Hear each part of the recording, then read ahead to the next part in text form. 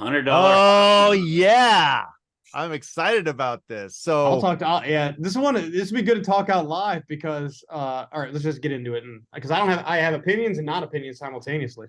so Zach and I are talking about doing $100 hot sauce. It's been something I've wanted to do for a while, but I want to do $100 hot sauce that is worth $100, where the process and the ingredients warrant everything. I back it. I'm interested in doing that sauce. I've actually had thoughts of doing something like that. Even like when Olivium came out, I was like, this would be really cool if you could do this and it actually warranted it. I'm kind of at a loss in how you would make it and what it would take to do it. But if we can, if a person came up with a way to make it and it had that value legitimately, I think it could be an absolute showstopper. And I would be very interested in it. We've both have come up with ingredients, but that we think will fit, and at least a basic set of ingredients. But what we haven't come up with is, I feel like there has to be a couple processes in there that also warrant it. You can't just throw a bunch of expensive ingredients together. You need to be able to throw in some processes. I don't know if you have any capabilities of fire roasting anything, but I mean, it's kind of like a high desert signature.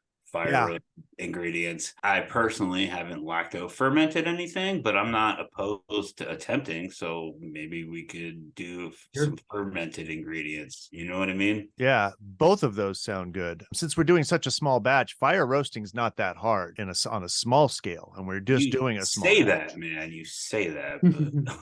Well, I mean, I did work in a restaurant. We did fire roast things, but it's different when you're doing it. You know, you could just put it on a barbecue if you need to. When you're doing a small batch, we're not talking about the size batches we do now. I think the bottle is going to have to be cool too. I'm not saying expensive. I don't think it needs to be an expensive bottle, but I think it needs to be a different bottle. And it needs to be, and make sure it's not an annoying bottle. This is you have to be able to pick it up and use it, you know? Yeah. This is kind of what I was thinking, is because he wants to do $100 hot sauce. And I'm thinking, like, this is kind of where I think we're at with it. Like, we're each going to have the same set of ingredients and make our own version of the sauce and then sell it as a set. That's a great idea. I love that. It's basically like our moles, you know? I love that. I love that idea. Yeah. So each bottle's worth $50 basically. Yeah. And then the two together is worth 100. I think that's a great idea. You know, like the yin and yang version of it, like two completely different takes on it. Hopefully, and I'm pretty sure they'll be different. I mean, I can tell you right out the gate, Zach's going to go spicier and I'm going to go milder. I think it needs to be like that. Yeah. You know, you want that kind of yin and yang kind of thing going on. You know, I think they should be, you know, kind of wildly different. But I think it's amazing to take the same ingredients, or at least a portion of the same ingredients, and then, you know, go your own separate ways. Well, no, it'll be pretty much the same ingredient list. Obviously, the order will change, and, you know, like heat levels, they'll be different 100%. Yeah. We could do, I love talking about this on the podcast too.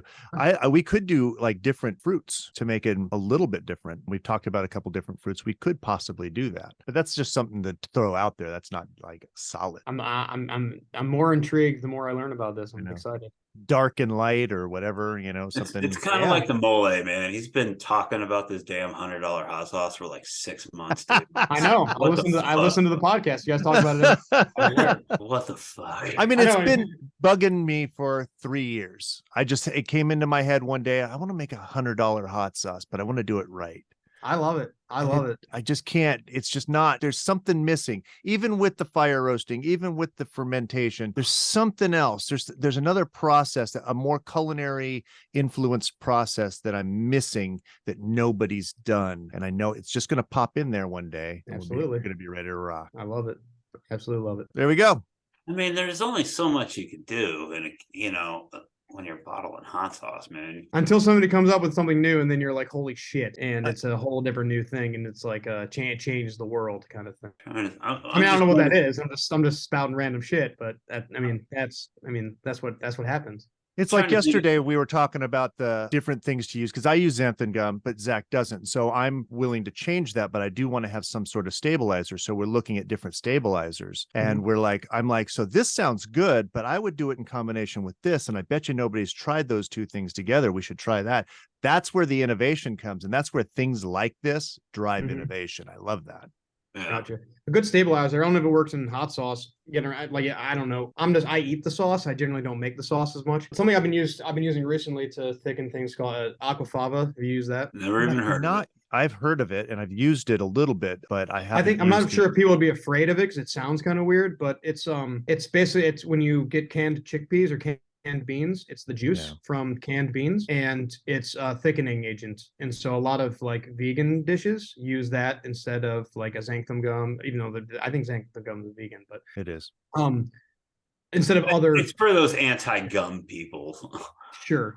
Yeah. But like I'm saying, like aquafaba you can't taste it, and it's a great thickener, and it works really well. Well, the problem with it being a thickener is the thickener and a stabilizer are two different things. And that's where I worry, because we've thickened things a few times early on, and it just separated. And then you get like this thick lump at the bottom. And so I think like we're one of the few companies, I don't think of any other company that uses arrowroot.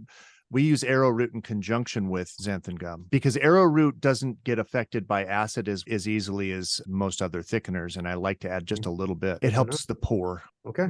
Good to know. The xanthan gum helps hold it up. See, these are the things that would be asked. I'd be wanting to learn. The last question you've got is that would be something I'd want to learn in that question. We'll get there. Yeah, I think it's going to be fun. That's top 3 srirachas in my opinion. I've had that one. It's really good. It is really good.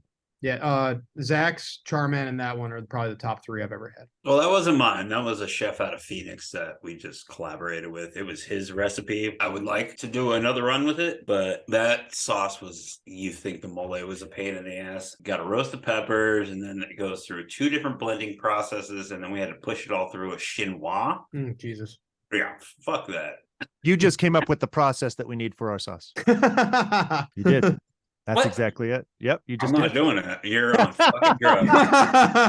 But that's what I'm talking about. Like having to go the extra mile with the process, that will make the sauce perfect consistency. I'm right. Yeah, I know, but I'm right.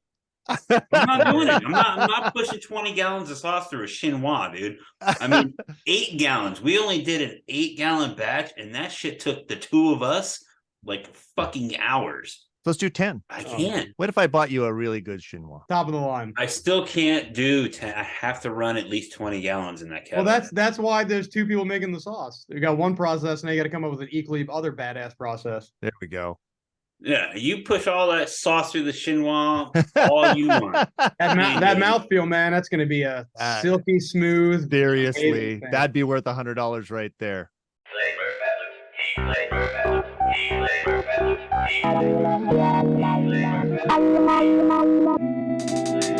Welcome to Flavor Balance Heat, the podcast for hot sauce lovers and makers.